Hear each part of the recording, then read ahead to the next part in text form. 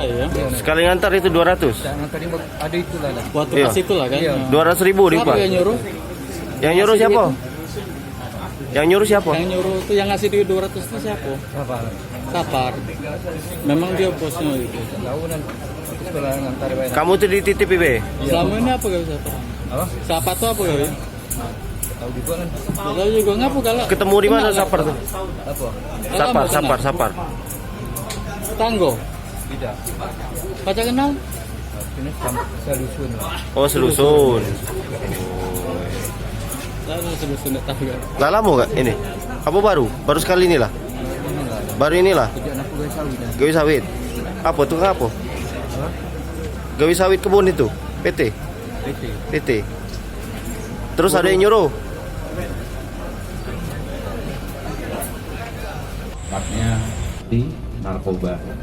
Jadi sebagai gambaran mohon izin Pak Bupati serta tamu undangan sekalian bahwa hari ini kita melaksanakan pemusnahan barang bukti narkoba. Yang kita lihat di belakang ini ada beberapa dari tersangka yang dilakukan oleh jajaran kita, yang mana ini tidak lepas dari informasi masyarakat, informasi dari rekan-rekan sekalian, serta bekerjasama dengan satuan-satuan stakeholder lainnya. Jadi kami sampaikan bahwa hari ini memang pemusnahan yang dilakukan berkaitan dengan setelah berakhirnya ada operasi antik.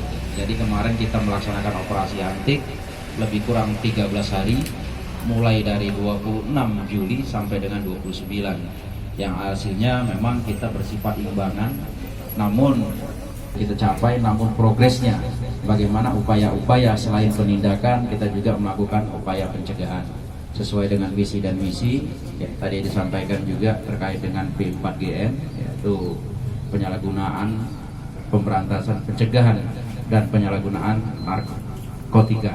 Ya. Nah, jadi di sini hari ini kita juga akan nanti melaksanakan kegiatan pemusnahan barang bukti tadi yang disampaikan bahwa lebih kurang 127,31 gram yang akan kita musnahkan hari ini. Yang seyogyanya kita harusnya bergabung Bapak mungkin dengan seperti tahun-tahun lalu ada pemusnahan minuman keras, ya, ada pemusnahan juga senpira. Namun untuk tahun ini dan kemarin kita melaksanakan gabungan di Mapolda.